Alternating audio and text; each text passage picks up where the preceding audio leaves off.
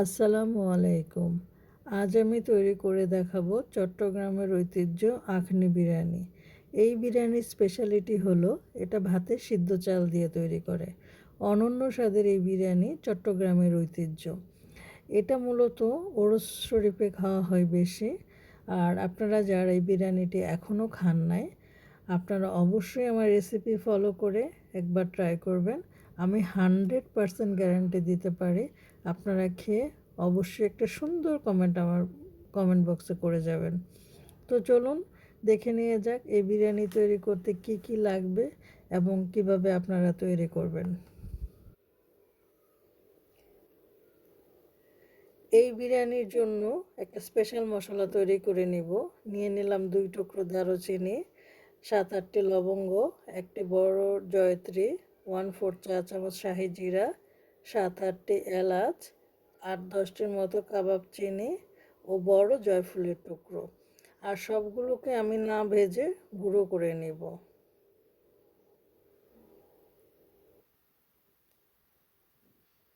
আর এখানে আমি নিয়ে নিলাম 1.5 কেজি পরিমাণের মাংস। মাংসগুলো ফ্রেশ হলে ভালো, আমি আজকে সকালে এনেছি। আর এখানে চর্বি ও হাড়যুক্ত মাংস হলে ভালো হয়। আর এটার মূল উপাদান হচ্ছে মাংস ও চাল।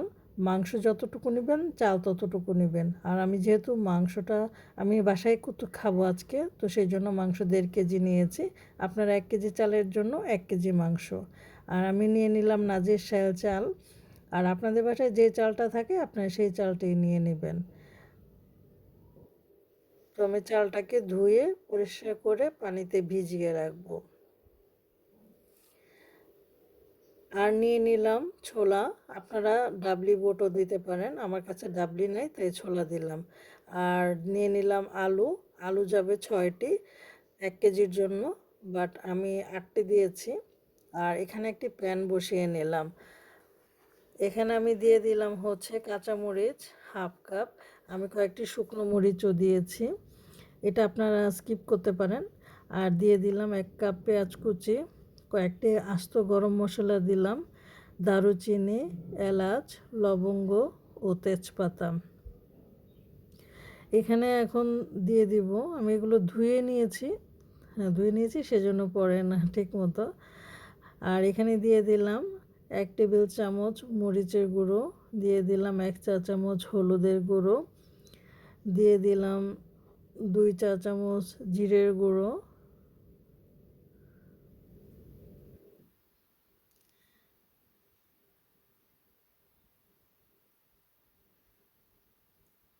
দিয়ে দিলাম বাদাম বাটা।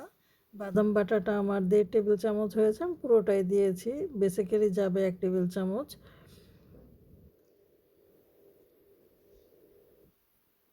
আর দিয়ে দিলাম আদা আদা বাটা।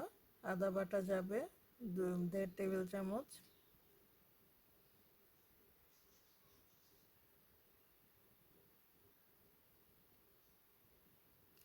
আর এখানে দিলাম রসুন বাটা।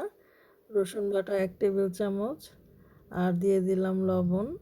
লবণ পরে আপনারা টেস্ট করে নেবেন। আর ওই যে মশলাটা তৈরি করে রেখেছিলাম ভাজা ছাড়া, ওই মশলাটা দিয়ে দিলাম পুরোটাই। আর দিয়ে দিলাম দই, আমি এখানে মিষ্টি দই ইউজ করেছি। আপনারা চাইলে নারকেল বাটাও দিতে পারেন। দিয়ে দিলাম 1/2 কাপ তেল। আর দিয়ে দিলাম হচ্ছে 1 কাপ পানি। আর এখন ওই যে মাংসটা ধুয়ে রেখেছিলাম, এই মাংসটা আমি পুরোটা দিয়ে দিচ্ছি। এখন আমি সবগুলোকে নেড়ে চেড়ে দেন হচ্ছে আমি মেরিনেশনেও আপনারা রাখতে পারেন 1 ঘন্টার জন্য।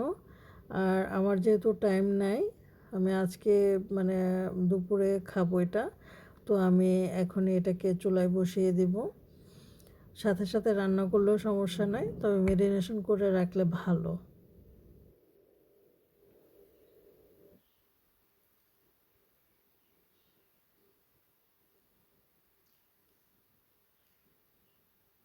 তো ব্যাস হয়ে গেল আমার মেরিনেশন। এখন ঢাকনা দিয়ে আমি চুলার জাল ধরিয়ে দিলাম। ফিরে আসছি 10 মিনিট পরে। এবং চুলার জালটা কিন্তু হাই ফ্লেমে আছে। দেখুন মাংসটার থেকে পানি ছড়িয়ে গেছে এবং আমিও তো 1 কাপ পানি দিয়েছি। এখন এই অবস্থায় চলে আসছে। আমি এখন নেড়ে চেড়ে আবার ঢাকনা দিয়ে ঢেকে দেব। ফিরে আসলাম আরও 10 মিনিট পরে। দেখুন এখন কালারটা কত সুন্দর আসছে, তেলগুলো উপরে উঠে আসছে। এখন একটু নেড়ে দেই। যদিও আমি এখানে যে পরিমাণ তেল আছে, সরিষা বাটা আছে, মাংসটা লাগবে না, আমি ননস্টিকি প্যানে বসিয়েছি। তো এখানে দিয়ে দিলাম মানে ছোলাগুলো, সিদ্ধ করে রাখা ছোলা এখানে আমি দিয়ে দিলাম। একটু লবণ দিয়ে সিদ্ধ করে রেখেছিলাম, এটা দিয়ে দিলাম। আর আমি আলুটাও একটু হাফ বয়েল করে নিয়েছিলাম, ওই আলুটাও দিয়ে দিলাম। আপনারা চাইলে কাঁচা আলুও দিতে পারেন, কোনো সমস্যা নাই। তো এখন এটাকে আমি 5 মিনিট মানে একটু আলু দিয়ে আর ছোলা দিয়ে একটু কষাবো।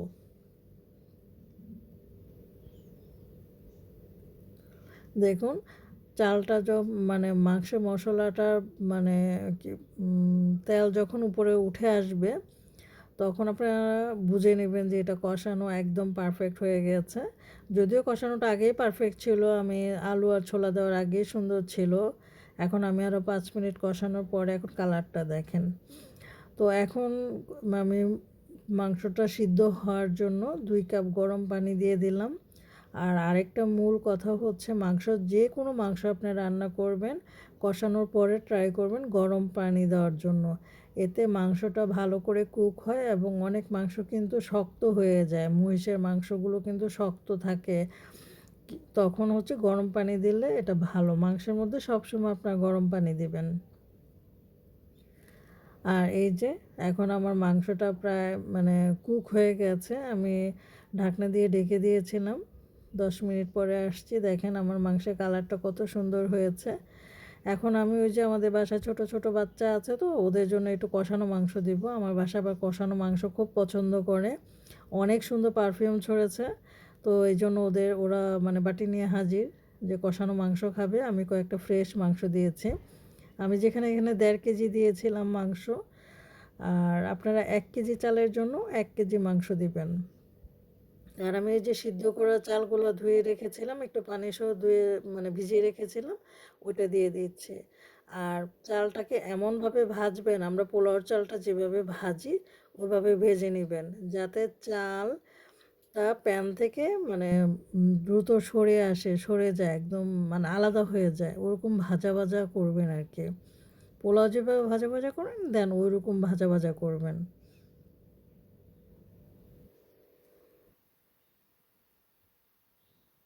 তো আমার ভাজা ভাজাটা আমি রেডি। আর এখন দিয়ে দিলাম আমি গরম পানি। আর আপনারা পোলাওর জন্য যেহেতু 1.5 কাপ, 1 কাপ চালের জন্য 1.5 কাপ পানি দেন, এখানে 1 কাপ চালের জন্য 2 কাপ পানি দিবেন, মানে ডাবল দিবেন। আর পানি যদি মনে করেন যে চাল তো অনেক সময় অনেক মোটাও থাকে, তো সেই জন্য আপনারা পাশে একটা প্যানে গরম পানি বসিয়ে রাখবেন, যদি লাগে দেন পরে যাতে দিতে পারেন। আর আপনারা মানে পানি দেওয়ার সাথে সাথে লবণটা 2 মিনিট পরে চেক করে নেবেন, যদি লবণ লাগে অবশ্যই লবণ দিয়ে নেবেন। আমার লবণ লেগেছে, আমি একটু লবণ দিয়ে দিলাম। তখন একটু লবণ দিয়ে নাড়াচাড়া করে আমি এখন এটাকে হাই ফ্লেমে রান্না করব, ঢাকনা দিব না, হাই ফ্লেমে পানিটাকে শুকাবো। এই যে দেখেন আমার যে পোলাওর চালটা, বিরিয়ানির চালটা কেমন হয়েছে। তো আমি হাই ফ্লেমে রান্না করে যখন পানিটা একদম শুকিয়ে গেল চালের সমান সমান, তখন আমি ঢাকনা দিয়ে দিলাম। আর আমি ঢাকনা দিয়ে রান্না করেছি প্রায় 10 মিনিটের মতো। এই যে দেখেন আমার প্রায় বিরিয়ানির লুকটা এখন কেমন হয়েছে। আর এখন কিন্তু চুলার জালটা আমি একটু কমিয়ে দিয়েছিলাম,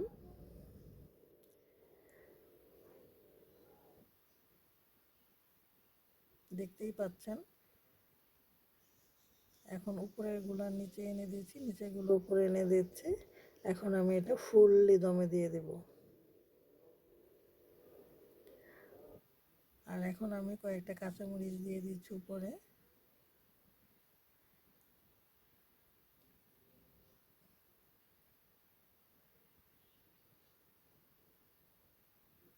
আর এখন দিয়ে দিলাম হচ্ছে একটু চিনি।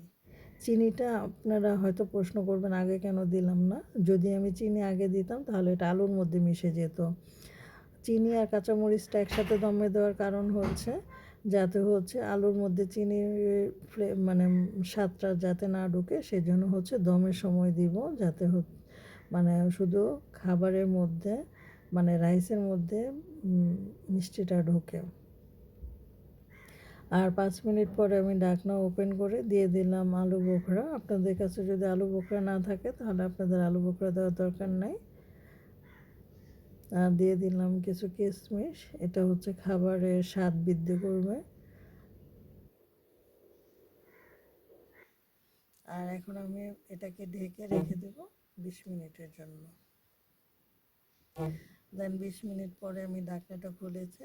দেখেন আমার বিরিয়ানির লুক, দেখতেই পাচ্ছেন। দেখেন কতটা ঝরঝরা হয়েছে এবং সব কিছু সুন্দর মতো সিদ্ধ হয়েছে। এখন আমি আপনাদেরকে সার্ভ করে দেখাচ্ছি। এই যে দেখেন, বেসিক্যালি এটাই হচ্ছে কালার। এরকম হলদে হলদে সুন্দর একটি কালার চলে আসবে। দেখতে মনে হবে যে এটা খিচুড়ি, আসলে খিচুড়ি না, যেহেতু এখানে একটু হলুদ দেওয়া হয়েছে। তো অনন্য স্বাদের এই বিরিয়ানিটা আপনার বাসায় অবশ্য ট্রাই করবেন, যেহেতু এটা আমি বাসায় তৈরি করেছি।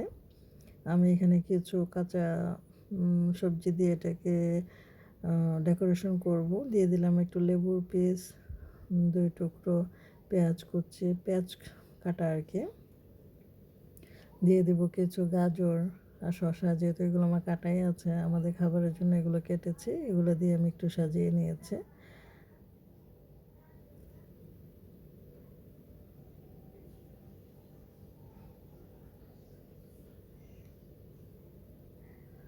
তো দেখে বলুন তো কেমন হয়েছে। আমি তো তৈরিও করেছি এবং খেয়েছি, আমার কাছে আলহামদুলিল্লাহ অনেক মজা লেগেছে। আপনাদের যদি ভালো লাগে আপনারা অবশ্যই বাসায় ট্রাই করবেন, এবং যদি ভালো লাগে আমার কমেন্ট বক্সে সুন্দর একটি কমেন্ট করে যাবেন। তো ধন্যবাদ সবাইকে, ভালো থাকবেন। আল্লাহ হাফেজ।